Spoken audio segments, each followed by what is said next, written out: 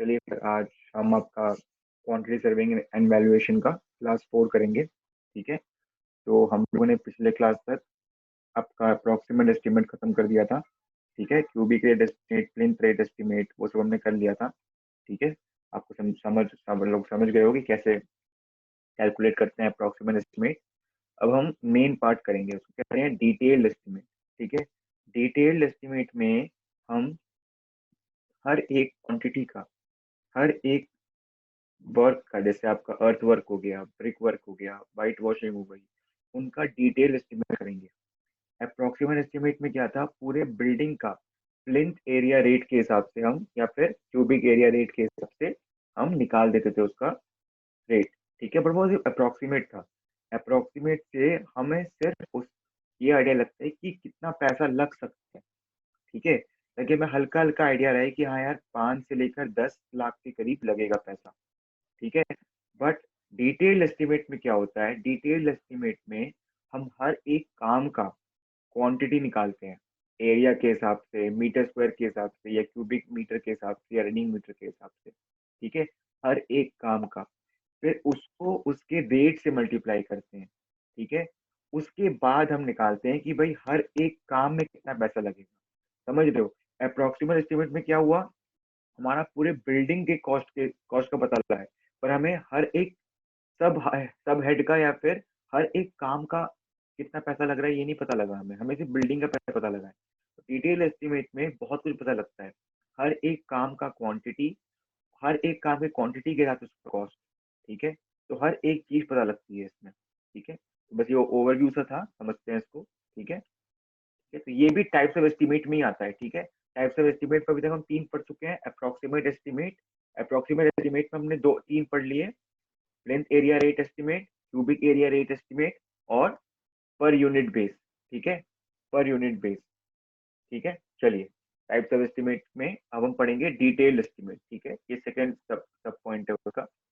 ठीक है, चलिए डेफिनेशन पढ़ लेते हैं पहले। तो estimate prepared by dividing the work into different items. मैंने कहा था पूरे बिल्डिंग के काम को आपने डिफरेंट आइटम्स में डिवाइड कर दिया है। ठीक है, उसके उसके बाद हर एक काम का हम क्वांटिटी निकालते हैं। ठीक है, we have divided into different items. ठीक है, हर एक आइटम का हम क्वांटिटी निकालते हैं। ठीक है, उसके बाद उसके रेट से उसको मल्टीप्लाई करके हम हर एक काम का सेपरेट सेपरेट कॉस्ट निकालते हैं। ठीक है, तो उसके बाद क्या करना है, उस हर एक सेपरेट सेपरेट कॉस्ट को ऐड करना है और हमारा टोटल कॉस्ट आ जाएगा। ठीक है, अब स्टेजेस, क्या क्या स्टेज होते हैं इसके। ठीक है, सबसे पहला है to prepare the complete estimation of a project besides the estimated cost of different main items of the work, the cost of preliminary works and surveying, cost of land and acquisition, cost of leveling and preparation of ground, and cost of external services are to be provided. ये सब हम numericals में calculate नहीं करेंगे। ठीक है, but जब आप फील्ड में जाएंगे तो आपको डिटेल एस्टिमेट के लिए इन सब का भी ध्यान रखना है। ठीक है, प्रिलिमिनरी वर्क्स समझ लीजिए कि वहां पर आपको ये देखना है कि नियरेस्ट सीवर लाइन कहाँ से जा रही है। ठीक है, और अगर हमें यहाँ पे पानी, यहाँ पे अगर बिल्डिंग बनानी है तो यहाँ पे पानी कौन सा डिपार्टमेंट देगा, इलेक्ट्रिसिटी कौन सा डिपार्टमेंट देगा, ये सब प्रिलिमिनरी वर्क्स है। ठीक है, सर्वेइंग क्या है, सर्वेइंग मतलब वहां पे आप देखेंगे कि जो ग्राउंड है आपका जिस पर आपको बिल्डिंग बनानी है वो लेवल्ड है कि नहीं। ठीक है, उसका क्या लेवल है, वो सबसे पास वाले रोड से कितना ऊपर है, क्योंकि आपके बिल्डिंग को सबसे नियरेस्ट रोड से कम 1.5 टू 2 मीटर ऊपर होना पड़ता है। समझ रहे हैं, ताकि जब बारिश हो तो पानी बिल्डिंग के अंदर ना घुस जाए। ठीक है, फिर cost of land and acquisition, land तो देख लिया आपने, अब लैंड को एक्वायर कैसे करें, अगर वो लैंड किसी फार्मर के पास है, अगर वो लैंड किसी प्राइवेट ओनर के पास है, अगर वो लैंड किसी गवर्नमेंट के पास है। ठीक है, तो उनसे या तो लीज पे लेंगे या तो उनसे खरीद लेंगे, तो ये सब का भी कॉस्ट होता है। ठीक है, cost of levelling and preparation of ground, मैंने बताया था सर्वेइंग जब करेंगे तो सर्वेइंग में पक्का आपको ग्राउंड लेवल तो नहीं मिलने वाली है, तो आपको कहीं ना कहीं से मिट्टी उठानी पड़ेगी, कहीं से मिट्टी काटनी पड़ेगी, ताकि आपको एक लेवल्ड ग्राउंड मिल जाए। ठीक है, तो वो सब का कॉस्ट भी आपको ऐड करना पड़ता है। ठीक है, and cost of external service, मैंने कहा था कि कहाँ से आप पानी का सप्लाई देंगे, कहाँ से आप बिजली का सप्लाई देंगे, तो इन सब का कॉस्ट भी आपको ऐड करना पड़ता है। ठीक है, चलिए, provision of supervision charges and contractors profit are to be added, ये सब तो ऐड कर ही रहे थे पिछले क्वेश्चंस में भी, है ना। सुपरविजन मतलब आप वहां पर एक सर्वेयर को एम्प्लॉय करोगे, आप वहां पर एक जूनियर इंजीनियर को एम्प्लॉय करोगे, आप वहां पर एक सुपरवाइजर को एम्प्लॉय करोगे, ठीक है, तो सबको सुपरविजन करेगा। तो ह्यूमन रिसोर्स पे जो आपका पैसा जाएगा वो भी आपको कैलकुलेट करना पड़ेगा। प्लस जो कॉन्ट्रैक्टर है, अगर वो कॉन्ट्रैक्टर है तो फ्री में तो काम करेगा नहीं वो। अगर आपके ब्रिक्स कुल मिला के 2 लाख के आ रहे हैं, तो वो आपसे कम से कम 2,10,000 तो लेगा, एक कॉन्ट्रैक्टर प्रॉफिट भी हो, ठीक है। और ये इलीगल नहीं है, कॉन्ट्रैक्टर्स प्रॉफिट आपके सीपीडब्ल्यूडी स्पेसिफिकेशन, तो अभी गवर्नमेंट स्पेसिफिकेशन होते हैं, इसमें कॉस्ट लिखा होता है, उसमें भी कॉन्ट्रैक्टर प्रॉफिट 10 to 15% ऐड किया जाता है, ठीक है, क्योंकि कॉन्ट्रैक्टर भी at the end of the day वो बिजनेस करने ही आया है, ठीक है, तो उसका प्रॉफिट भी ऐड करना पड़ता है एस्टिमेट में, ठीक है। ठीक है, चलिए। तो details of measurement and calculation of quantities and abstract of estimated cost, ठीक है। Details of measurement and calculation quantities क्या है, एब्स्ट्रैक्ट ऑफ एस्टिमेटेड कॉस्ट क्या है, ठीक है। डिटेल्स ऑफ मेजरमेंट कुछ नहीं है, उसमें आप वर्किंग दिखाते हैं कि जैसे आप कोई दीवार निकाल रहे हैं। नहीं कुमार कार्तिक, मैंने बताया ना स्पेसिफिकेशंस में 10 to 15% ऑलरेडी मेंशन्ड है, उससे ज्यादा वो नहीं कर सकता, ठीक है। ठीक है, और सुमित कुमार डिफरेंट मटेरियल्स का डिफरेंट टाइप मल्टीप्लाई करेंगे। देखिए ये सब हम समझेंगे, अभी पहले हम इंट्रोडक्शन कर ले, उसके बाद आराम से समझेंगे आपके डाउट्स को, ठीक है। चलिए, अभी डाउट्स मत पूछिए, पहले समझिए एक टॉपिक को, ठीक है, उसके बाद डाउट्स आराम से एंटरटेन करेंगे बाद में। अभी मैं पहुंचा नहीं हूँ वहां पे जहाँ पे आप, जहाँ का आप डाउट पूछ रहे हैं सुमित कुमार, ठीक है। चलिए, सबसे पहले तो हम डिटेल्स निकालते हैं, ठीक है। सबसे पहले हम डिटेल निकालते हैं, हम वर्किंग दिखाते हैं कि भाई वॉल का इतना हाइट होगा, ठीक है, एक्सकेवेशन का इतना हाइट होगा, इतना लेंथ होगा, इतना ब्रेड्थ होगा, ठीक है, फिर उसके हिसाब से उसका हम वॉल्यूम निकालते हैं। तो वो सब हम डिटेल्स और मेजरमेंट में करते हैं, ठीक है। फिर उसके बाद एब्स्ट्रैक्ट होता है आपका समरी, ठीक है, उसमें आपकी वर्किंग नहीं दिखाते हो आप, ठीक है, कैसे उसकी क्वांटिटी आई है वो आपको डिटेल्स और मेजरमेंट में दिखाना होता है, ठीक है। पर एब्स्ट्रैक्ट में सिर्फ और सिर्फ समरी होती है, ठीक है। आपका होगा एक्सकेवेशन 100 क्यूबिक मीटर, उसका रेट इतना है, उससे मल्टीप्लाई किया, हमारा आंसर आ गया, ठीक है। एब्स्ट्रैक्ट में सिर्फ और सिर्फ एक समरी टाइप की होती है, ठीक है। और डिटेल्स और मेजरमेंट में आपको सब कुछ देना होता है, ठीक है, उसमें रेट से आप मल्टीप्लाई करके कॉस्ट नहीं निकालते हो, उसमें सिर्फ और सिर्फ क्वांटिटी निकालते हो आप, ठीक है। कैसा टेबल होगा समझते हैं, ठीक है।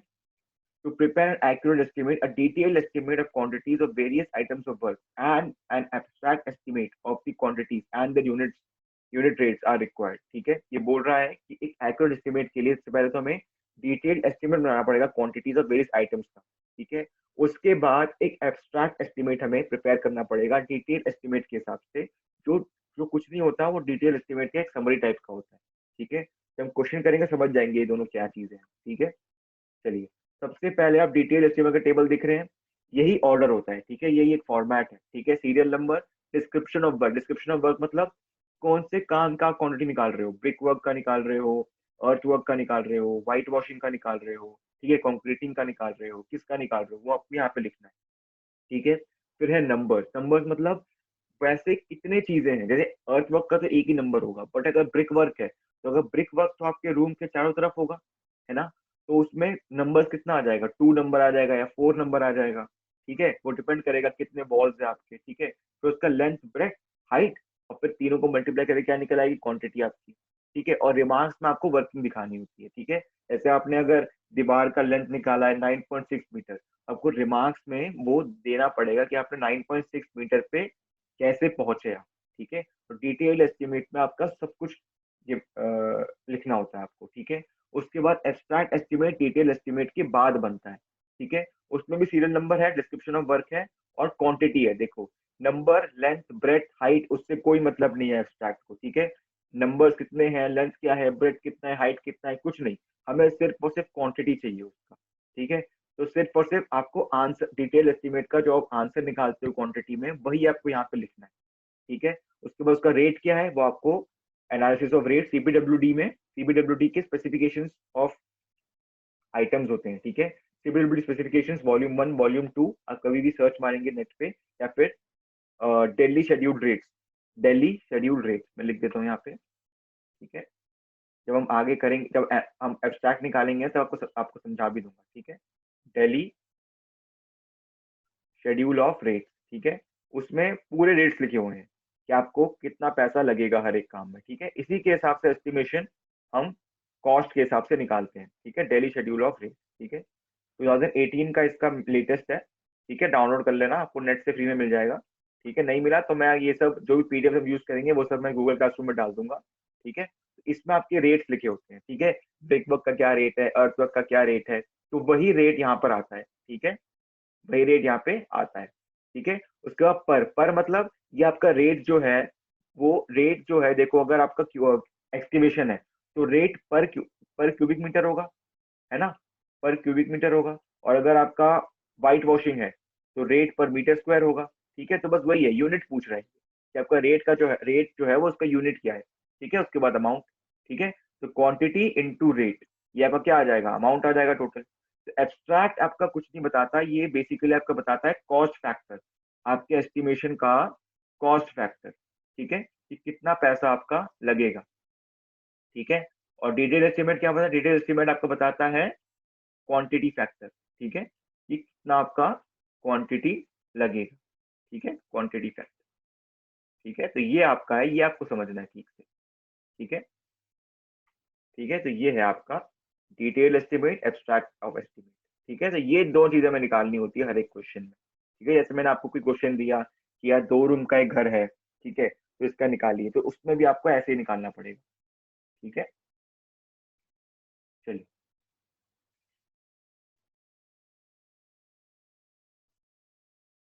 बिल्कुल रजत मिश्रा, ये रेट गवर्नमेंट ही डिसाइड करती है, ठीक है। सीपीडब्ल्यूडी का मतलब है सेंट्रल पब्लिक वर्क्स डिपार्टमेंट, ठीक है। आपका गवर्नमेंट का ही एजेंसी है, और वही ये सब काम भी करते हैं और इसका रेट भी डिसाइड करते हैं, ठीक है। चलिए आगे बढ़ते हैं,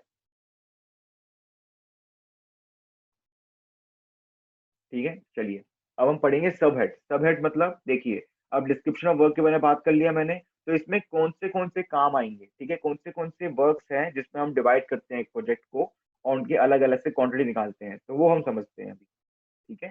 चलिए, सब हेड और मेन आइटम्स ऑफ वर्क, जिस जिस आइटम्स का हम क्वांटिटी एक्चुअली निकालते हैं एस्टिमेशन के वक्त, ठीक है।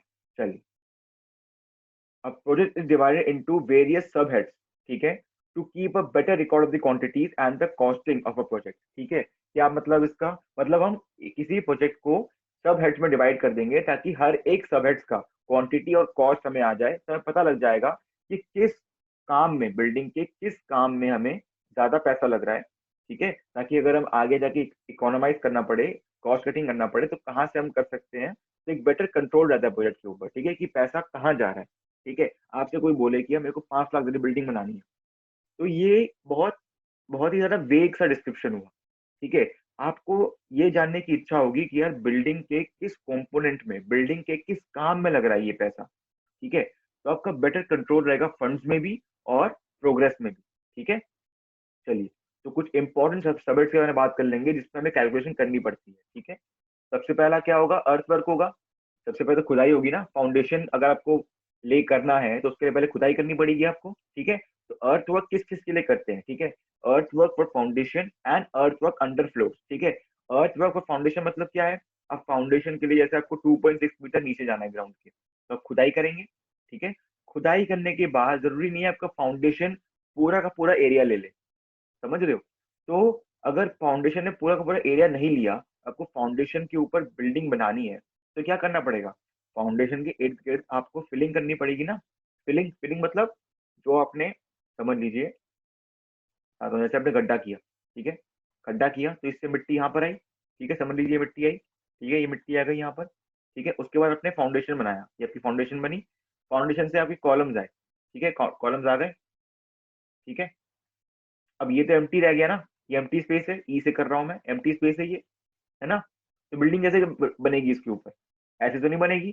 तो इसी सॉइल को फिर हम यहाँ पे फिल कर देते हैं, ठीक है, इसी सॉइल को यहाँ पे हम फिल कर देते हैं एम्प्टी स्पेसेस में, ठीक है, एम्प्टी स्पेसेस में हम फिल कर देते हैं, ठीक है। तो इसी को बोल रहे हैं अर्थ वर्क अंडर फ्लोर, ठीक है, मतलब एक लेवल्ड ग्राउंड हो जाए, ठीक है। कॉलम्स तो है ही, स्ट्रेंथ के लिए कॉलम्स तो है ही, बट कॉलम्स के बीच में एम्प्टी स्पेस तो रह जाएगा ना। तो उस एम्प्टी स्पेस में जो आपने सॉइल निकाला था यहाँ से, उसी सॉइल को हम वापस भरते हैं, ठीक है। जनरली ये फ्री ऑफ कॉस्ट होता है, क्योंकि देखो आपने सॉइल निकाला, बट सॉइल भरने के लिए उससे कम सॉइल लगेगा ना, तो जनरली ये फ्री ऑफ कॉस्ट होता है। बट अगर अगर किसी भी सिचुएशन में ऐसा हुआ कि हमको फिलिंग ज्यादा करनी पड़ रही है, ठीक है, इन कंपैरिजन टू जितना सॉइल हमने निकाला था, तो उसके पैसे लगते हैं। ठीक है, ये आप समझेंगे, ज्यादा डिटेल में जाने की जरूरत नहीं है। ठीक है, आप जब साइट पे जाएंगे और समझ जाएंगे वहां पे कब आपको इसका आइटम अलग से बनाना होता है, कब ये फ्री में होता है काम। ठीक है, आप समझेंगे। ठीक है, तो ये एक ये होता है, और एक प्लिंथ बीम के लेवल पे भी फिलिंग होती है। ठीक है, प्लिंथ बीम क्या होता है, जैसे देखिए फाउंडेशन हो गई आपकी। ठीक है, फाउंडेशन हो गई, अब कॉलम आ गया। ठीक है, कॉलम आ गया। चलो मैं थोड़ा थोड़ा थोड़ा 3D टाइप को बनाता हूँ मैं। देखो, ये आपका पूरा फाउंडेशन है। ठीक है, इसके ऊपर ही आपके कॉलम्स आ गए। ठीक है, कॉलम्स आ गए। तो कॉलम्स को टाई करने के लिए एक प्लिंथ बीम बनाया जाता है। ठीक है, बीम तो बताइए क्या होता है आपको। तो प्लिंथ बीम इस कॉलम्स के ऊपर बनाया जाता है, ये आपका प्लिंथ बीम। ठीक है, ऐसे एक प्लिंथ बीम का कंस्ट्रक्शन करा होता है। एक मिनट। ठीक है, ऐसे प्लिंथ बीम बनता है इनके ऊपर। ठीक है, फिर इसके ऊपर हमारा घर बनता है। ठीक है, घर बिल्डिंग जो भी है इसके ऊपर बनता है। यहाँ पे देखोगे एम्प्टी स्पेस बच गया ना, एम्प्टी स्पेस बच गया यहाँ पे। यहाँ तो आपने फिलिंग कर दी, यहाँ तो फिलिंग कर दी आपने, यहाँ फिलिंग कर दी, यहाँ फिलिंग कर दी, यहाँ फिलिंग कर दी। पर प्लिंथ बीम के लेवल पे भी तो यहाँ पे बीच में एम्प्टी स्पेस रह गया ना, तो यहाँ पर भी हम फिलिंग करते हैं। ठीक है, यहाँ पर भी हम सैंड सॉइल सॉइल जो हमने निकाला था फाउंडेशन से, उसमें फिलिंग करते हैं बीच में। ठीक है, तो ये समझेंगे हम। आपको मैंने जनरल आइडिया बताया कि कहाँ कहाँ फिलिंग करते हैं, अर्थ वर्क किस किस को बोलते हैं। ठीक है, तो ये तीन चीजों को ही अर्थ वर्क बोलते हैं। ठीक है, एक तो आपका जो आपने फाउंडेशन के कॉलम के बीच में फिलिंग करी। ठीक है, और आपने अर्थ वर्क, एक तो सबसे पहले आपने एक्सकेवेशन किया। ठीक है, एक्सकेवेशन किया आपने, आपने फाउंडेशन के लिए सबसे पहले एक्सकेवेशन किया। ठीक है, उसके बाद आपने फाउंडेशन के कॉलम्स के बीच में फिलिंग करी। ठीक है, फिर आपने प्लिंथ बीम के बीच में भी फिलिंग करी। ठीक है, तो ये तीन कंपोनेंट्स आते हैं आपके अर्थ वर्क में। ठीक है, बाकी फोटोज भी हैं आगे जाके आपको समझने के लिए। ठीक है, चलिए फिर सबसे पहले समझते हैं एक्सकेवेशन फॉर फाउंडेशन। ठीक है, this is the first subhead of an estimate. ठीक है, सबसे पहले इसी का एस्टिमेट करते हैं हम। And is paid at per cubic metre, obvious सी बात है ना। लेंथ भी चाहिए, ब्रेथ भी चाहिए, हाइट भी चाहिए, है ना। तो पर क्यूबिक मीटर में इसका एस्टिमेशन होता है। ठीक है, the measurement of excavation shall be taken as the area of the bottom of foundation trench multiplied by the depth of foundation। ठीक है, एरिया पता होगा आपको फाउंडेशन का, उसको आप उसके हाइट से मल्टीप्लाई करोगे, उसके हाइट से मल्टीप्लाई करोगे वॉल्यूम आ जाएगा। ठीक है, उसके बाद पर मीटर क्यूब का जो रेट होगा उसका, उससे आप उसको मल्टीप्लाई करेंगे। ठीक है,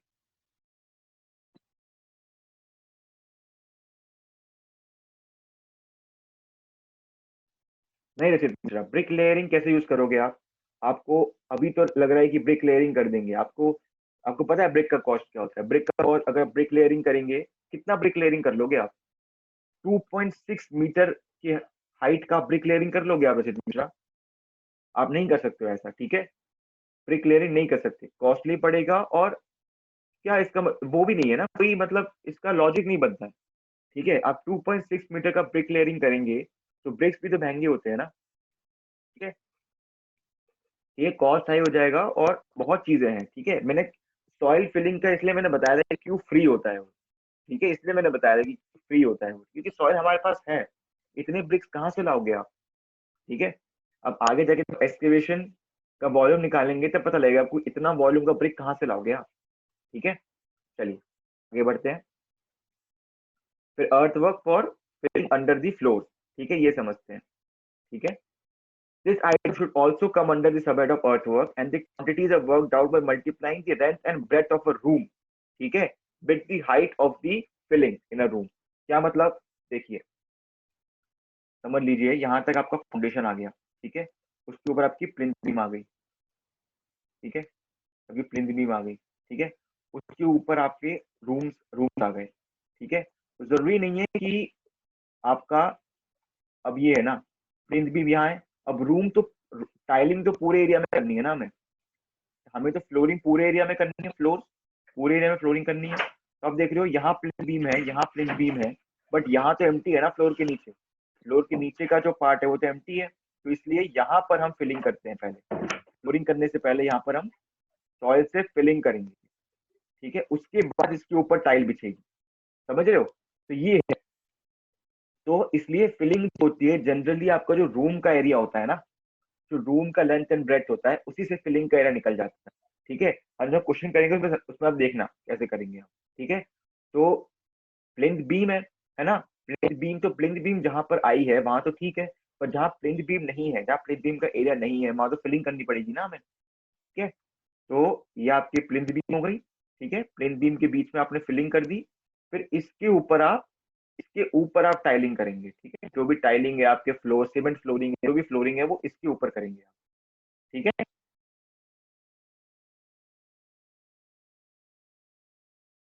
ठीक है, चलिए आगे बढ़ते हैं। अभी तक हम बेसमेंट में ही थे गौतम कर्ण, अभी तक बेसमेंट में ही तो थे हम। ग्राउंड लेवल से नीचे तो थे अभी तक हम, उसको बेसमेंट ही तो बोलते हैं। ठीक है, उसी की तो बात कर रहे हैं, तो अर्थवर्क तो होगा ही उसकी उसमें भी, अभी तो बेसमेंट में थे हम। ठीक है, चलिए। Excavated earth is partly use in trench filling. Trench filling मतलब क्या? ट्रेंच मतलब जो गड्ढा हमने खोदा है फाउंडेशन के लिए। ठीक है, and partly in plinth filling. ठीक है, दोनों बता दिया मैंने। ट्रेंच फिलिंग की होती है क्योंकि हमारे फाउंडेशन के कॉलम हर जगह नहीं है, तो फाउंडेशन के कॉलम्स इर्द गिर्द जो हमारा फिलिंग होता है वो हम ट्रेंच फिलिंग बोलते हैं। और जो प्लिंथ बीम के लेवल पे हम फ्लोर्स के नीचे फिलिंग करते हैं उसको क्या बोलते हैं? Plinth filling. And usually not paid for. ठीक है, यूजुअली नॉट पेड फॉर। क्यों नॉट पेड फॉर? क्योंकि जो मिट्टी आप फिल कर रहे हो, मिट्टी आपको वहीं से तो मिली है। ठीक है, however, if there is any extra earth required for plinth flailing under the floors is brought from the outside and is paid for।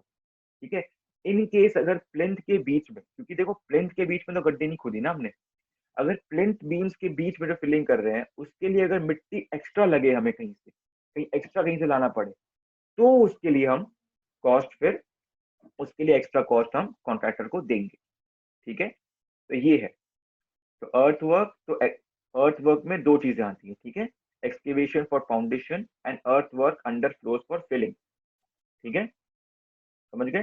मतलब तीन चीजें मैंने पहले बताई, तीन चीजें में मतलब फिलिंग को मैंने दो में डिवाइड कर दिया था, इनने फिलिंग को एक ही में ले रखा है। ठीक है, ट्रेंच फिलिंग और प्लेन फिलिंग दोनों। ठीक है, चलिए फिर क्या डाउट्स है आपके? बिल्कुल बिल्कुल सुमित कुमार। ठीक है, लेवल फ्लोर के लेवल पे लाने के लिए एक्स्ट्रा सैंड लगेगा ही लगेगा, एक्स्ट्रा सॉइल लगेगा। जब एक्स्ट्रा सॉइल लगेगा तो आपको कॉस्ट देनी पड़ेगी एक्स्ट्रा। ठीक है, चलिए। तो ये है आपकी फिलिंग। ठीक है, ये जहाँ पे पहले काम करते ना वहीं के फोटोज यही है। ठीक है, तो ये देखिए ये है प्लिंथ बीम। ठीक है, इसको बोलते हैं प्लिंथ बीम। ठीक है, ये है आपका प्लिंथ बीम। ठीक है, तो प्लिंथ बीम के बीच में एम्प्टी स्पेस है, तो यहाँ पे हमने कर दी फिलिंग। ठीक है, यहाँ हमने कर दी फिलिंग। इसके ऊपर हमारी फ्लोर आएंगे। ठीक है, इसके ऊपर हमारे फ्लोर जाएंगे। तो अब देखो, इसलिए इसलिए आप सॉइल भी पढ़ रहे हो, सॉइल में आगे आगे पढ़ेंगे एक टर्म पढ़ेंगे, कॉम्पैक्शन। ठीक है, क्या पढ़ेंगे? कॉम्पैक्शन। कॉम्पैक्शन कुछ नहीं होता है, कॉम्पैक्शन बस क्या होता है आपका? सॉइल के वॉइड्स को कम करने वाला। ठीक है, आपने पढ़ा होगा। ठीक है, वॉइड्स मतलब एम्प्टी स्पेस, सॉइल के बीच में जो सॉइल पार्टिकल के बीच जो एम्प्टी स्पेस है उसको कम करना होता है कॉम्पैक्शन। ठीक है, तो इसलिए इसको कॉम्पैक्ट करना ही बहुत जरूरी है। ठीक है, क्योंकि देखो अगर इसमें एम्प्टी स्पेसेस रह गए और इसके ऊपर अपने फ्लोर बना दिया, ठीक है, तो क्या होगा? वो एम्प्टी स्पेसेस अगर बाद में जाके आप जो ऊपर ह्यूमन के फोर्सेस आएंगे उसकी वजह से अगर एम्प्टी स्पेसेस भरने शुरू हो गए तो फ्लोर धस सकता है। इसलिए फ्लोर ना धसे, फ्लोर में सब्सिडेंस या फिर डिप्रेशन ना हो, उसके लिए हमें इनको कॉम्पैक्ट भी करना पड़ता है। ठीक है, अब सॉइल में समझेंगे। ठीक है, कोई दिक्कत नहीं है। ठीक है, बट यहाँ पे मैंने बोल के रखा है आपको। ठीक है, और ये क्रॉस सेक्शन है आपका। ठीक है, ये आपका फाउंडेशन है, इसके ऊपर ये आपका कॉलम है। ठीक है, और उसके बीच में भी आपने देखो ये प्लिंथ है, ये प्लिंथ बीम है, ये प्लिंथ बीम है यहाँ पे, फाउंडेशन के जस्ट ऊपर प्लिंथ बीम, यहाँ तक फाउंडेशन है आपका। ठीक है, फाउंडेशन का कॉलम है मतलब फाउंडेशन कॉलम। ठीक है, फाउंडेशन कॉलम। तो इस फाउंडेशन कॉलम के ऊपर आपका प्लिंथ बीम है। ठीक है, तो उसके नीचे यहाँ पे एम्प्टी स्पेस था, तो यहाँ पे हमने फिलिंग कर दी, ये फिलिंग है आपकी। ठीक है, उसके बाद ये आपकी फ्लोरिंग है। ठीक है, तो ये देखिए ये है आपका फाउंडेशन, यहाँ पे आपका फाउंडेशन कॉलम खत्म हुआ, यहाँ से प्लिंथ बीम शुरू हुई। तो देखो ये भी तो एम्प्टी स्पेस है ना, ये भी तो एम्प्टी स्पेस है। ठीक है, तो यहाँ पर भी आपकी फिलिंग होगी। ठीक है ना, फोटो को देखिए ध्यान से, इस फोटो को देखिए और क्रॉस सेक्शन को समझिए। ठीक है, ताकि प्लिंथ लेवल की जो फिलिंग होती है वो दिखाई है मैंने। ठीक है, कॉलम से कवरिंग स्ट्रेंथ के लिए नहीं दिया हुआ है, हाँ वैसे बेसिकली तो अल्टीमेटली स्ट्रेंथ के लिए है, बट ये कॉलम को कवर हमने कर रखा है क्योरिंग के लिए। ठीक है, क्योरिंग के लिए। ठीक है, क्योरिंग बोलते हैं उसको उनके पास, हाँ वाटरिंग ही समझ लो, बट टेक्निकल टर्म से बोलते हैं क्योरिंग। ठीक है, तो गनी बैग्स से हमने उसको लपेट रखा है, क्योंकि वो गनी बैग्स गीले होते हैं। ठीक है, तो वो गनी बैग्स उसकी कंटिन्यूसली क्योरिंग करते हैं। ठीक है, ठीक है, तो ये है अर्थवर्क। ठीक है, तो ये होता है अर्थवर्क, समझ गए ना आप लोग। और जो कैलकुलेट करेंगे ना तो आपको आसानी होगी, ये आप पिक्चर हमेशा इमेजिन करेंगे तो आपका अर्थ वर्क का फिलिंग वाला कैलकुलेशन करना आसान पड़ेगा। ठीक है, तो ये यही मैंने बोला है, क्यूएससी पूरा इमेजिन का खेल है, इमेजिन कर लिया तो कोई जरूरत ही नहीं है आपको ज्यादा कुछ करने की। ठीक है, सिंपल मैथमेटिक्स है, बस इमेजिन करना पड़ेगा।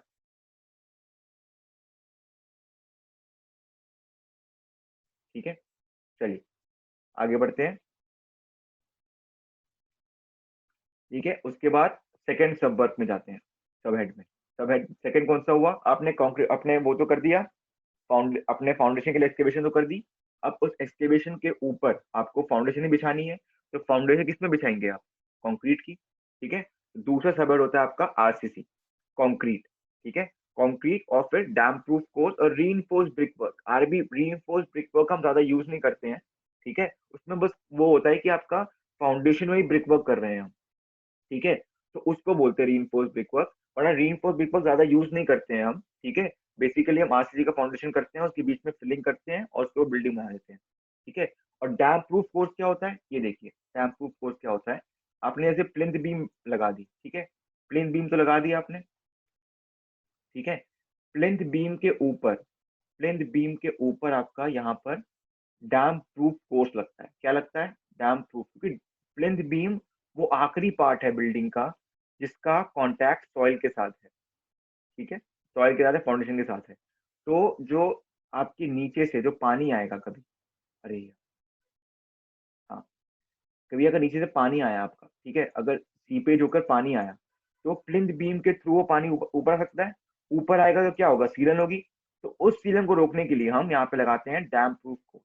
ठीक है, और डैम प्रूफ कोर्स का थिकनेस जो होता है ना हमेशा मेंशनड होता है, तो इसलिए डैम प्रूफ कोर्स किसमें हम कैलकुलेट करते हैं, स्क्वायर मीटर में। किसमें करते हैं, स्क्वायर मीटर में। ठीक है, ठीक है, तो यही होता है इनका मतलब। ठीक है, डैम्पनेस, बिल्कुल सही, डैम्पनेस, क्योंकि पानी अगर डैम्पनेस होगा, डैम्पनेस मतलब क्या होता है, सीलन। ठीक है, तो उससे रोकने के लिए डैम्प प्रूफ कोर्स करते हैं, कहाँ करते हैं मैंने बता दिया आपको।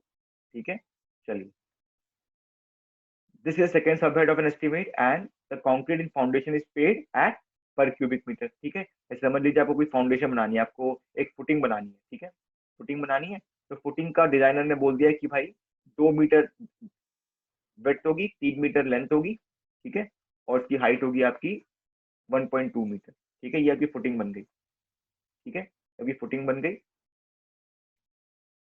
ठीक है, तो इस फुटिंग का आप किसमें निकालेंगे क्वांटिटी, क्यूबिक मीटर में। किसमें निकालेंगे, क्यूबिक मीटर में।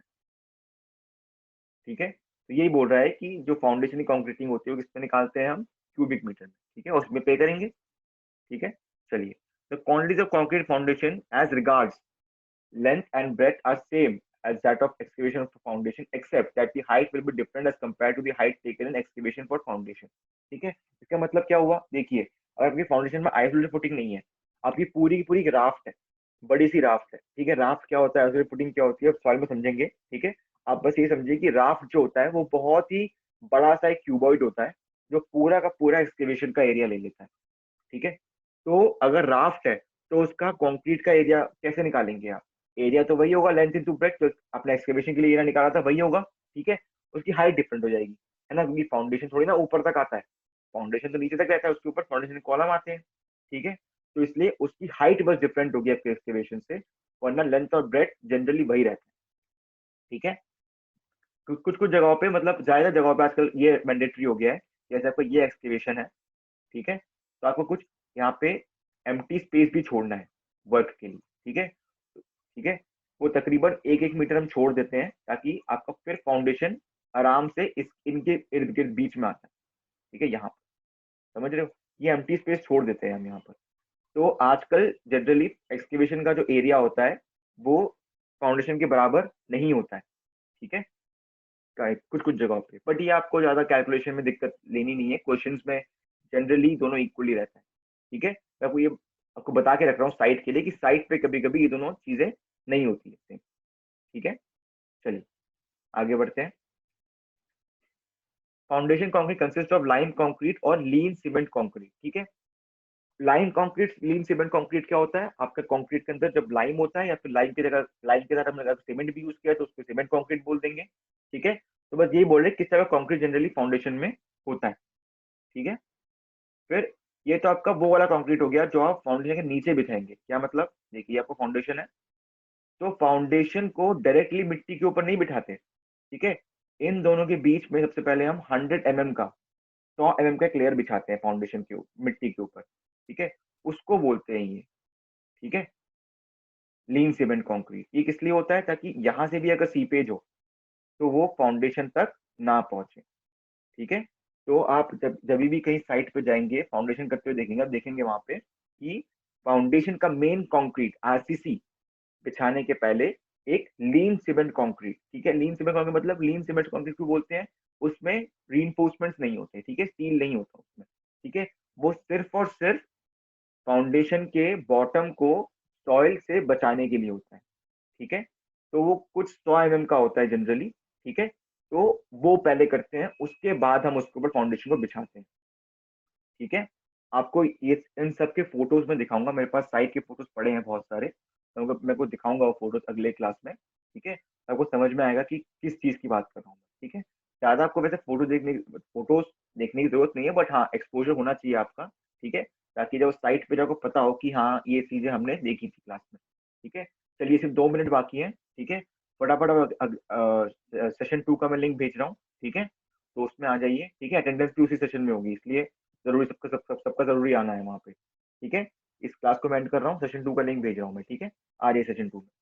चलिए यहीं से शुरू करेंगे सेशन 2, ठीक है।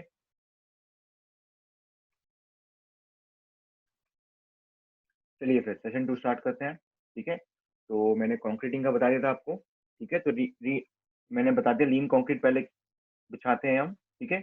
अब किसी ने पूछ रहा है कि लीन कंक्रीट बिछाते कैसे, उसमें कुछ नहीं है यार। आपको ये फाउंडेशन का डेप बॉटम है, इसके ऊपर बस हमने कोई ट्रक में या मिक्सर में हम ले आए उसको, ठीक है, और मिक्सर से हमने उसको छोड़ दिया यहाँ पे, ठीक है। और वो खुद ब खुद अपना पूरा शेप ले लेता है, ठीक है। उसमें फर्मा बिछा के रखते हैं, फर्मा मतलब कोई ऐसी चीज जिससे हमें पता लग जाए कि 100 mm का डेप्थ कब खत्म हो गया, ठीक है। तो समझ लीजिए ऐसे हमने ऐसे फर्मे बिछा रखे हैं, ठीक है। आप समझेंगे इन टर्म्स का मतलब, ठीक है, जब साइट पे जाएंगे आप, ठीक है। तो बस आप समझ के रखिए कि 100 mm का कोई ऐसा हम समझ लीजिए बोर्ड बिछा दिया हमने, ठीक है, कोई बोर्ड, कोई वुडन प्लैंक बिछा दिया है हमने, जिससे हमें पता लग जाएगा कि 100 mm का डेप्थ कब खत्म हो रहा है, ठीक है। और उसके बीच में हम लीन कंक्रीट को हम बिछा देते हैं, ठीक है। फिर उसके ऊपर हम फाउंडेशन बनाना स्टार्ट करते हैं, ठीक है, ठीक है। ये और चीजें क्लियर होंगी जब फोटो दिखाऊंगा आपको नेक्स्ट क्लास में, ठीक है। चलिए वाइब्रेशन की मशीन तो यूज होगी ही ना, क्योंकि हमें फैलाना है उसको, तो खुद तो फैल नहीं जाएगा, ठीक है। वैसे इतनी लिक्विडिटी होती है कि वो खुद फैल जाए, बट वाइब्रेटर फिर भी हमें यूज करना पड़ता है, ठीक है। पर हमारी शटरिंग होती है, ठीक है। चलिए आगे बढ़ते हैं। लीन कंक्रीट की बात कर ली, अब reinforced cement concrete. Beams, foundation, beams, column, lintel, roof, etc. are taken under RCC and the quantities are calculated in cubic meter. ठीक है। आपकी फाउंडेशन की कंक्रीटिंग, बीम की कंक्रीटिंग, कॉलम की कंक्रीटिंग, लिंटेल की कंक्रीटिंग। लिंटेल क्या होता है आपका, आपको वैसे पता ही होगा, दरवाजा होती है, ठीक है। ये ब्रिक वर्क है आपका, यहाँ पे ब्रिक वर्क, यहाँ ब्रिक वर्क। तो दरवाजे के ऊपर ब्रिक वर्क का जो लोड है उसको सहने के लिए, ठीक है, एक मिनट, ठीक है।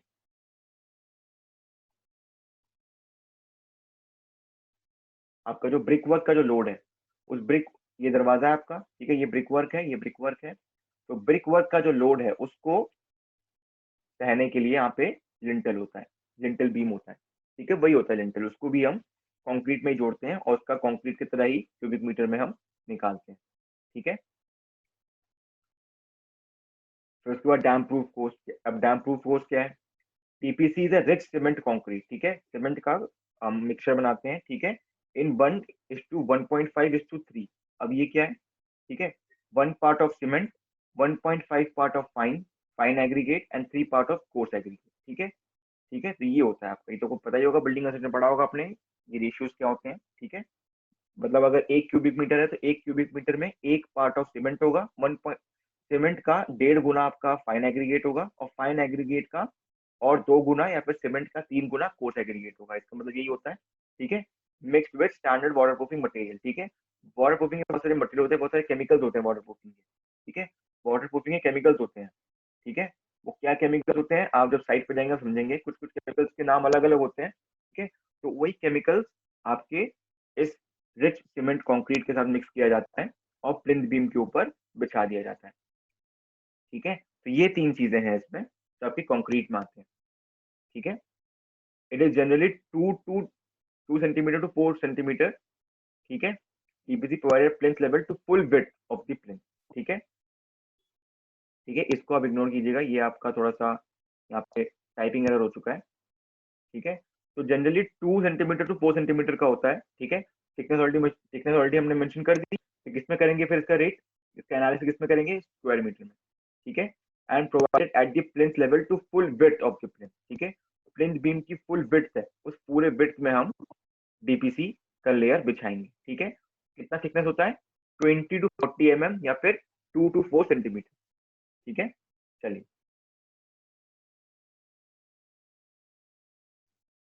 चलिए आगे बढ़ते हैं। DPC is not provided as doorways and verandas opening for which deductions are made. ठीक है, इसका मतलब क्या है, ऐसा मान लीजिए प्लिंथ बीम है। ठीक है, प्लिंथ बीम में कहीं ना कहीं दरवाजा भी तो आ रहा होगा। ठीक है, तो दरवाजे का जो एरिया होता है इस पे हम डीपीसी नहीं करते। ठीक है, क्योंकि दरवाजे का एरिया यूजेबल नहीं है ना, दरवाजे का एरिया हो रहा दरवाजा ही है वो तो नॉर्मल, उसमें डीपीसी करने की क्या जरूरत है। ठीक है, वो तो नॉर्मल दरवाजा है, वो तो ओपन स्पेस है, लेकिन तो वहां पे डीपीसी हम नहीं करते। ठीक है, क्योंकि उसके बाद, ठीक है, चलिए आगे बढ़ते हैं। अब सब है टी ब्रिक वर्क। ठीक है, प्लिंथ बीम तक पहुंच गए, कंक्रीटिंग हो गई हमारी। अब इसके ऊपर क्या करेंगे, हम ब्रिक वर्क करेंगे। ठीक है, सबसे पहले किसकी बात करी हमने, एक्सकेवेशन की, पहले हमने खुदाई करी। ठीक है, उसके बाद उस पर हमने लीन कंक्रीट बिछाया, फिर उसका फाउंडेशन बिछाई किसकी, आरसीसी की। ठीक है, तो ये सब काम हो गया, तो प्लिंथ बीम तक आ गए हम। प्लिंथ बीम के बाद कौन सा काम रहता है हमारा, ब्रिक वर्क का। ठीक है, उसके ऊपर हम ब्रिक वर्क बिछाएंगे। ब्रिक वर्क क्यों बिछाते हैं, सबको पता ही है ब्रिक वर्क क्यों लगाते हैं, रूम्स बनाने के लिए। ठीक है, तो वो है आपका ब्रिक वर्क इन सब स्ट्रक्चर एंड सुपर स्ट्रक्चर। मतलब क्या है, कुछ कुछ जगहों पे जनरली, ये मैंने अपने अपने एक्सपीरियंस में नहीं देखा है, पर कुछ कुछ जगहों पे फाउंडेशन के बाद जो ऊपर हम कॉलम बनाते हैं ना ऐसे करके, तो कॉलम कुछ कुछ जगहों पे ऐसे यहाँ पे ब्रिक वर्क बिछाया जाता है। ठीक है, कुछ कुछ जगहों पे फाउंडेशन के टॉप से प्लिंथ के लेवल तक पहुंचने के लिए हम यहाँ पे ब्रिक वर्क करते हैं। एक कॉलम बिछाते हैं, फाउंडेशन कॉलम, उसको हम कभी कभी ब्रिक वर्क का ही बनाते हैं। ठीक है, तो ये उस ब्रिक वर्क की बात कर रहा है। ठीक है, जो ब्रिक वर्क हम फाउंडेशन के कॉलम्स के लिए करेंगे। ठीक है, तो वही बोल रहा है सब स्ट्रक्चर, सब स्ट्रक्चर मतलब ग्राउंड लेवल के नीचे, ग्राउंड लेवल, और अगर टेक्निकल चले जाए तो प्लिंथ लेवल से नीचे, जो भी चीजें प्लिंथ लेवल से नीचे है उसको हम सब स्ट्रक्चर ही बोलेंगे। क्या बोलेंगे, सब स्ट्रक्चर। ठीक है, और सुपर स्ट्रक्चर को पता ही है, सुपर स्ट्रक्चर प्लिंथ बीम के ऊपर जो रूम्स बना रहे हो उसके लिए जो ब्रिक वर्क कर रहे हो उसको हम ब्रिक वर्क इन सुपर स्ट्रक्चर बोलेंगे। ठीक है, चलिए आगे बढ़ते हैं। और brickwork up to the plinth level is termed as brickwork in foundation. ठीक है, the brickwork from the floor level to the roof level is termed as brickwork in superstructure. brickwork in foundation मतलब कुछ नहीं, brickwork in substructure ही होता है। ठीक है, brickwork in foundation and plinth is taken under one item and brickwork in superstructure is taken under separate item. ठीक है, तो brickwork में भी दो सब हेड्स हैं। ठीक है, brickwork खुद ही एक सब हेड है, और brickwork के नीचे भी दो आइटम्स और हैं। ठीक है, एक पैरा ब्रिक वर्क आएगा जो किसकी बात करेगा, उस ब्रिक वर्क की बात करेगा जो आप लगाएंगे सब स्ट्रक्चर में, मतलब प्लिंथ लेवल से नीचे। ठीक है, और फिर दूसरे ब्रिक वर्क कौन सा होगा, उसकी जो आपका प्लिंथ लेवल के ऊपर जो आप रूम्स बनाने के लिए जो ब्रिक वर्क करोगे। ठीक है, in storeyed building brick work in each storey is taken brick work separately and calculated cubic metre. जब मल्टी स्टोरी बिल्डिंग्स होते हैं ना, तो उसमें हर एक फ्लोर का जो ब्रिक वर्क होता है वो अलग से लेते हैं। क्यों लेते हैं, क्योंकि जरूरी नहीं है कि अगर आपके ग्राउंड फ्लोर में 5 रूम है तो फर्स्ट फ्लोर में भी 5 रूम हो। जो ऑफिस बिल्डिंग्स होती है जरूरी नहीं है कि हर एक फ्लोर पे सेम नंबर ऑफ रूम्स हो। ठीक है, तो इसलिए हर एक फ्लोर का ब्रिक वर्क अलग से लेते हैं उसमें।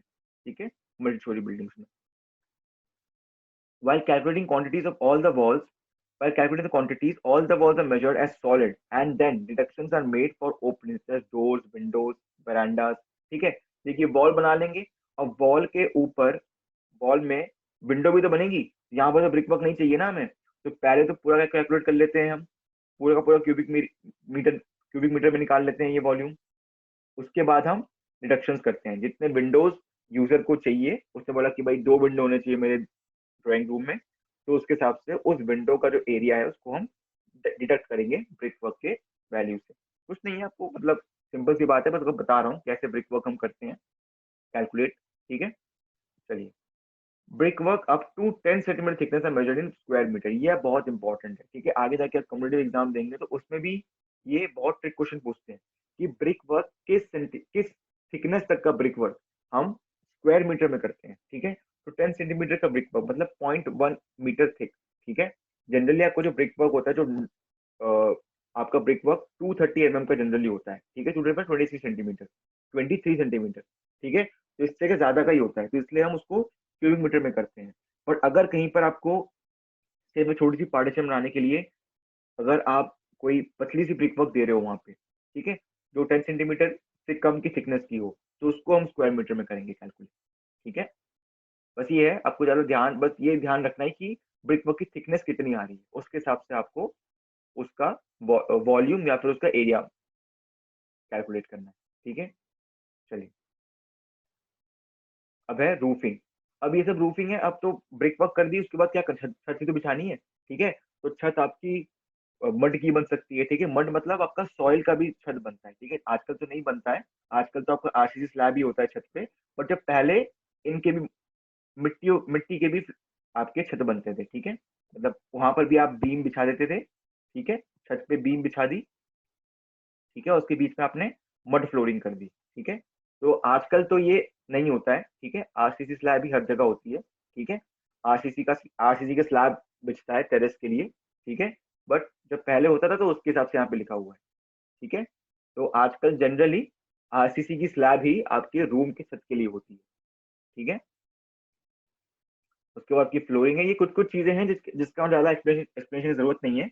बहुत सारे एक्सप्लेनेटरी क्वेश्चन करेंगे तो समझ जाएंगे कैसे कैलकुलेट करते हैं। ठीक है, तो बस कुछ कुछ और सब हेड्स हैं जो इंपॉर्टेंट है। ठीक है, फ्लोरिंग है, फिर वुड वर्क है, आयरन वर्क है, ये तो आपको डिपेंड करेगा कि कैसा काम कराना चाह रहा है वो। ठीक है, वुड वर्क मतलब इनके अगर वो कोई और अगर वुड वुड का वो बाउंड्री बना रहा है या कुछ और चीजें बना रहा है वुड का।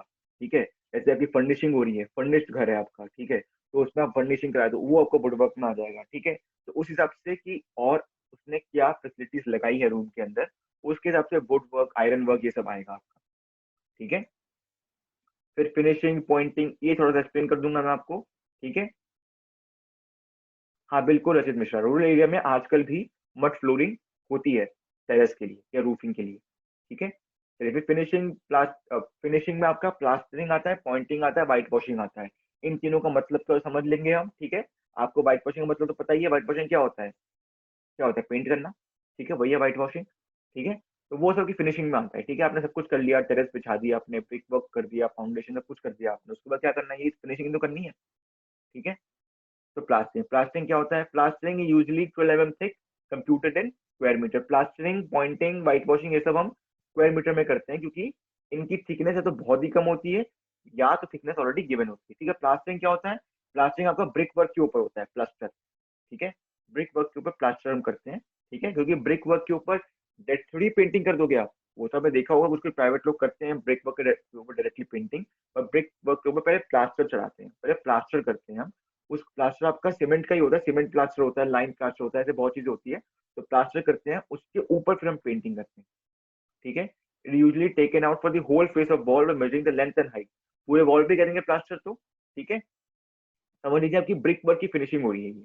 ठीक है, when the walls are plastered on both sides, reduction for doors shall be made on one side only, as the area of jam soffit can cover the area of the opening for the other side। समझेंगे हम अगले side में, समझेंगे इस वाले चीज को कि क्यों हम जब डोर होगा, अगर कहीं पे दरवाजा होगा तो हम सिर्फ एक ही साइड में हम प्लास्टर का एरिया घटाएंगे, दूसरी साइड में नहीं घटाएंगे। ठीक है, क्यों नहीं घटाएंगे समझेंगे हम अगले साइड में। ठीक है, चलिए।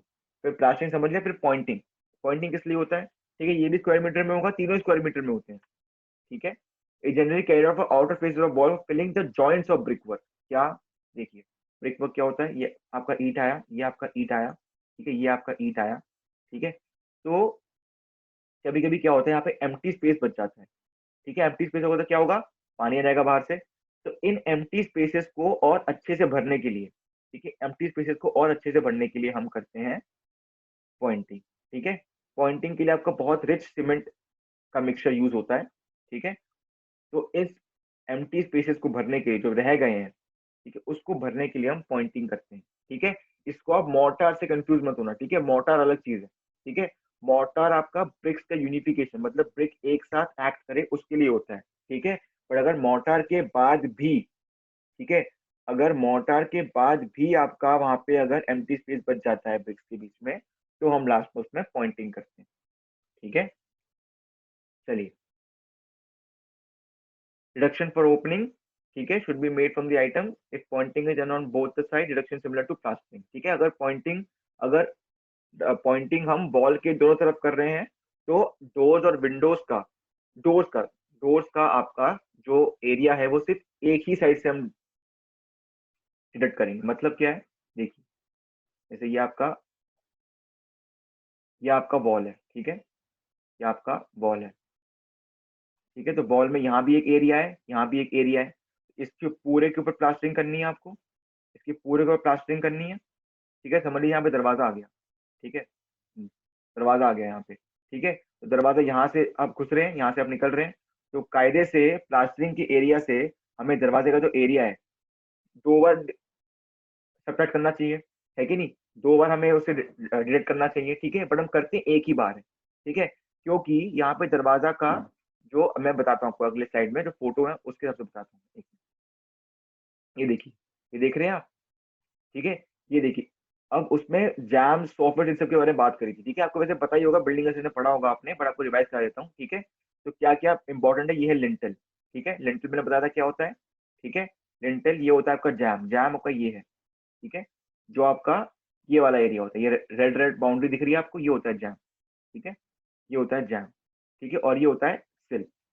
सिल मतलब वही दरवाजे के सामने जो कंक्रीट का एरिया होता है, कंक्रीट का या फिर हार्डेंड एरिया जो होता है ये। ठीक है, तो इनमें भी हम पॉइंट प्लास्टरिंग और पॉइंटिंग करते हैं। ठीक है, ताकि क्या ना हो, ताकि डैम्पनेस ना हो। ठीक है, तो जो आप एरिया डिवाइड करने वाले थे एक साइड से कर लो, ठीक है, बट अगले साइड से आपको जैम फिल, यहाँ पर भी तो पॉइंटिंग और प्लास्टरिंग करनी पड़ेगी ना। एक्स्ट्रा ब्रिक यहाँ पर, ये देखिए एक्स्ट्रा एरिया आया कि नहीं? ये एक्स्ट्रा एरिया आया कि नहीं प्लास्टरिंग का और पॉइंटिंग के लिए? है, आया कि नहीं? तो ये सब एरिया इसके डिडक्शन के लिए मेकअप कर देता है, इसलिए हम डिडक्शन सिर्फ एक ही साइड से करते हैं। ठीक है, ये ध्यान रखना। ठीक है ना, ये ध्यान रख। ठीक है, हाँ, चौकट ही मान लो, चौकट ही तो है, दरवाजे की चौकट। ठीक है, तो जैम मतलब चौकट नहीं है, रिसेल मतलब चौकट है आपका। ठीक है, जैम इज नॉट चौकट। ठीक है, एक बार मैं कंफर्म में बता दूंगा, मुझे थोड़ा कंफ्यूजन है कि सिल को चौकट बोलते हैं कि जैम को बोलते हैं। ठीक है, बट मैं आपको कंफर्म करके बता दूंगा। ठीक है, तो बट ये श्योरिटी है कि सिल इसको कहते हैं, जो आपका दरवाजे के सामने ये जो एंट्रेंस एरिया होता है। ठीक है, और ये होता है आपका जैम। ठीक है,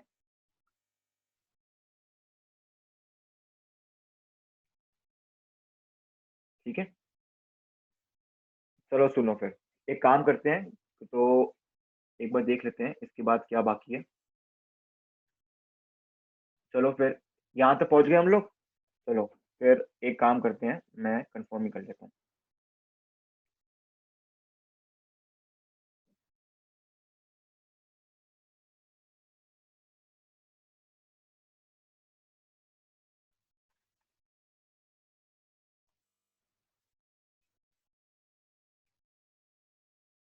तब तक आप इसके वो देखिए कि दरवाजे के डिफरेंट कंपोनेंट्स क्या होते हैं, उसके बाद मैं आपको कंफर्म करके बताता हूँ। डोर फ्रेम, ठीक है, ठीक है, जैम्स को ही चौकट बोलते हैं। ठीक है, जैम्स को ही चौकट बोलते हैं, जैम्स को ही चौकट बोलते हैं। ठीक है, करेक्ट है आप? ठीक है, मैं कंफ्यूज हो गया था। ठीक है, तो जैम आपका जनरली क्या, डोर का फ्रेम ही तो है, ये डोर का फ्रेम है, ठीक है, इसी को हम बोलते हैं जैम, और हिंदी में क्या बोलते हैं, चौखट। ठीक है, ठीक है, चलो आगे बढ़ते हैं।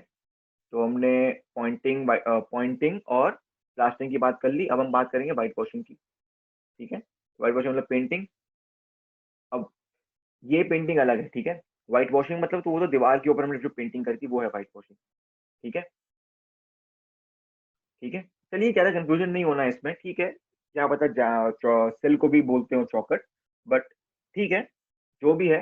चौकट मतलब जनरली क्या बता रहा है आपको, एंट्रेंस ऑफ अ डोर को दर्शा रहा है वो, ठीक है। तो डोर के एंट्रेंस में दोनों चीजें हैं, सेल भी है और डोर का फ्रेम भी है, मतलब जैम। तो दोनों में से किसी एक को भी चौकट बोल सकते हैं। ठीक है, देखो प्रदीप कुमार ने बोला सेल मतलब पलाना होता है। ठीक है, ठीक है, ज्यादा कंफ्यूज नहीं होना हिंदी के टर्म्स में, ठीक है। हमें बस यहाँ पे ये समझना है कि कैसे हमें कैलकुलेट करना है आइटम्स ऑफ वर्क। ठीक है, कोई दिक्कत नहीं है, कोई ज्यादा कंफ्यूज मत होना, ज्यादा इंपॉर्टेंट नहीं है ये वाला पार्ट। ठीक है, इसके बाद है पेंटिंग। अब देखो क्या है, अगर आपने पिछले फोटो में देखा, अब देखिए ये दरवाजा का यहाँ पे पेंटिंग भी तो करनी पड़ेगी ना आपको, ताकि करोजन ना हो, या फिर उसको एक्सटर्नल फैक्टर से बचाने के लिए यहाँ पर आपको एंटी कोरोसिव पेंटिंग भी करनी पड़ेगी ना, पेंटिंग भी करनी पड़ेगी इसके ऊपर। ठीक है, अगर पेंटेड नहीं है तो, अगर समझ लो वुडन डोर है, ठीक है, वुडन डोर तो किस कलर का होगा, ब्राउन कलर का होगा। ठीक है, ब्राउन कलर का होगा, तो उस पे पेंटिंग करते हैं हम, ताकि उसको टर्माइट से बचा सकें। ठीक है, एंटी टर्माइट पेंटिंग भी होती है। ठीक है, तो ये सब आपके पेंटिंग के सब हेड में आता है। ठीक है, तो इसमें क्या है, all would work should painted और वार्निश। ठीक है, वार्निश पेंटेड, वार्निश मतलब वही होता है आपको जनरली टर्माइट से बचाने के लिए उसको। ठीक है, painting and varnishing of doors are calculated in square metre, obvious सी बात है, पेंटिंग व्हाइट वॉशिंग के स्क्वायर मीटर में ही होगा। ठीक है, तो फिनिशिंग के ज्यादातर आइटम जनरली स्क्वायर मीटर में ही होते हैं। ठीक है,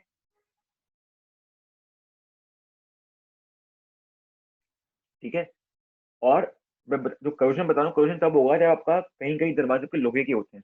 ठीक है, बहुत जगह पे होते हैं लोहे के दरवाजे होते हैं। ठीक है, तो उसके ऊपर हम पेंटिंग करते हैं करोजन से बचाने के लिए। ठीक है, अगर वुडन दरवाजा है तो वुडन दरवाजा में पेंटिंग या वार्निशिंग करें किससे बचाने के लिए, टर्माइट से बचाने के लिए।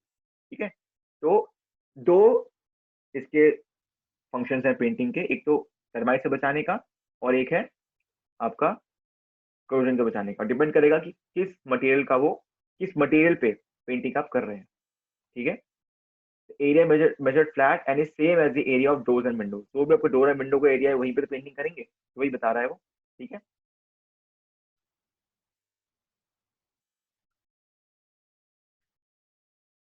the area thus obtained being further multiplied as given below for the various classes of work will give the quantity of painting। मतलब देखिए, आपने एरिया निकाल लिया वुड का, आपने सॉरी डोर का एरिया निकाल लिया, विंडो का एरिया निकाल लिया, उसके बाद उस एरिया को आप मल्टीप्लाई करते हैं एक फैक्टर से, उसके बाद पेंटिंग का आपका एरिया आता है।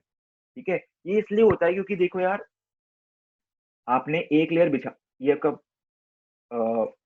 विंड आपका डोर का एरिया है, इस पर आपने एक लेयर बिछा दी पेंट की। ठीक है, तो कभी कभी एक्स्ट्रा प्रोटेक्शन के लिए हम थोड़ा सा और पेंट कर देते हैं कुछ कुछ जगहों पे, डबल प्रोटेक्शन, डबल लेयर डाल देते हैं, तो उसी को काउंटर इन करने के लिए बोल रहे हैं। ठीक है, अब देखिए विंडो, विंडो पे तो पूरा पेंट नहीं करोगे ना, विंडो पे तो पूरा पेंट नहीं करोगे, कहाँ पेंट करोगे, विंडो के जो ग्रिल्स है, जो आपकी विंडोज में जो ग्रिल्स होंगे लोहे के, उन्हीं पे पेंटिंग करोगे। तो इसलिए आपका जरूरी नहीं है कि विंडो जितना एरिया है उसके पूरे एरिया पे आप पेंटिंग करोगे। ठीक है, तो इसलिए कुछ कुछ जगहों पे आप देखेंगे फैक्टर 1 से कम का है। ठीक है, और कुछ कुछ जगह पे आपका फैक्टर 1 से ज्यादा का है। ठीक है, ये उसी के लिए है क्योंकि आप थिक लेयर बनाने के लिए उसको डबल लेयर भी डाल सकते हो वहां पे, इसलिए वो बोल रहा है कि 1.3 से आप मल्टीप्लाई करेंगे। ठीक है, तो वही है, उसी के हिसाब से कहाँ पर आपके ग्रिल्स हैं, कहाँ पर आपको थिक लेयर बिछानी है, उस सबके फैक्टर्स है, फैक्टर्स आपको याद नहीं रखने हैं। ठीक है, अगर ये फैक्टर कभी भी यूज हुआ कहीं पर तो क्वेश्चन में गिवन रहेगा, या फिर आप खुद के लॉजिक से आप कुछ भी फैक्टर लगा सकते हो वहाँ पे। ठीक है, आपको ये ध्यान रखना है कि डोर्स वगैरह के लिए फैक्टर 1 से ज्यादा का होगा, है ना, और विंडो वगैरह के लिए 1 से फैक्टर कम, 1 से कम का फैक्टर होगा। ठीक है, चलिए, तो स्पेसिफिकेशन ऑफ वर्क, तो स्पेसिफिकेशन ऑफ वर्क कुछ नहीं है, वो बताता है कि किस क्वालिटी का काम चाहिए हमें। ठीक है, तो ये हम नेक्स्ट क्लास में करेंगे। ठीक है, तो एक काम करता हूँ मैं, चैट पे लिखता हूँ, चैट पे लिख रहा हूँ, अटेंडेंस स्टार्ट नाउ। चलिए अटेंडेंस अपना मार्क करना शुरू कीजिए। ठीक है, क्लास यहीं पे खत्म होती है आज की। ठीक है, अटेंडेंस यहाँ पे मार्क करना शुरू कीजिए। रोल नंबर और नाम लिख दीजिए अपना फटाफट। चलिए अटेंडेंस स्टार्ट हो गई है। अब रोल नंबर और नाम, ठीक है, लिखिए यहाँ पे। बीटी, नाम फिर कॉमा रोल नंबर, या फिर नाम फिर रोल नंबर, ऐसे ऐसे लिखो। ठीक है, ठीक है, लिखते रहो। 5 मिनट है, 5 मिनट में आपको सब कुछ करना ही है। ठीक है, लिखते रहिए। आपका सीआर स्क्रीनशॉट भी लेगा और बाकी ये सब सेव सेव भी हो जाता है चैट में। ठीक है, प्रॉक्सी मत लगाना बस यार, प्रॉक्सी मत लगाओ। ठीक है, अपना अपना अपना अटेंडेंस दो यहाँ पे।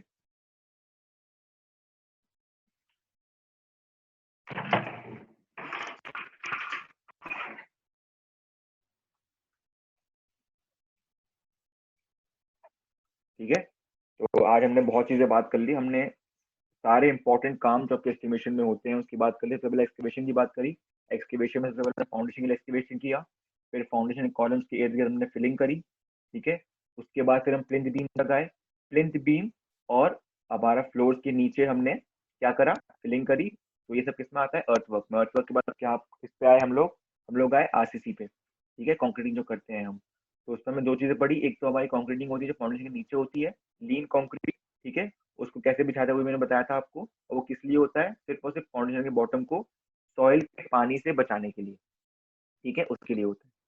ठीक है, तो ये सब हमने बात कर ली। तो मेरे ख्याल से अटेंडेंस हो चुका है सबका, और किसी को अटेंडेंस नहीं देनी मेरे ख्याल से। ठीक है, तो वो सब बात करी हमने कंक्रीटिंग की। उसके बाद हमने किसकी बात करी, ब्रिक वर्क की। ठीक है, तो यही जो तीन है ना, यही तीन मेन काम होते हैं। सबसे ज्यादा पैसे कंज्यूमिंग वाले यही काम होते हैं।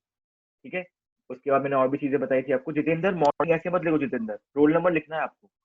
ठीक है, रोल नंबर लिखो जितेंद्र इसके नीचे। ठीक है,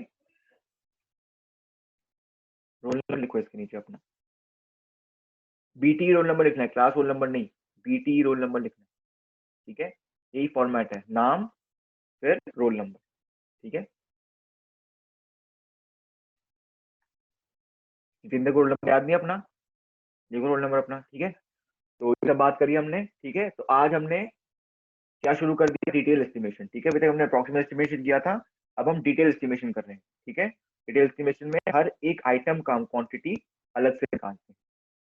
ठीक है, जितेंद्र याद नहीं है आपको, चलो ठीक है, आपको रोल नंबर देख लूंगा और फिर अपना रोल नंबर पता कर लीजिए। ठीक है, या फिर मैं क्लास का लिस्ट जो है मेरे पास वो मैं ग्रुप में डाल दूंगा, अपना रोल नंबर उसमें देख लीजिए। ठीक है, गूगल क्लासरूम में डाल दूंगा मैं क्लास का लिस्ट। ठीक है, उसमें आपको रोल नंबर लिखा हुआ है, और रोल नंबर अगली बार से याद रखना। ठीक है, नेम उसके बाद रोल नंबर लिखना है। ठीक है, चलिए फिर तो आज हमने इंट्रोडक्शन कर लिया डिटेल एस्टिमेशन का। अब हम इन्हीं सबहेड्स के नीचे इन्हीं का क्वांटिटी निकालेंगे अगली क्लास में। ठीक है, एक और टॉपिक बता इसके बाद स्पेसिफिकेशन, उसके बाद हम करेंगे। ठीक है, चलिए फिर मेरी कल अटेंडेंस भी हो गई है। ठीक है, चलो आज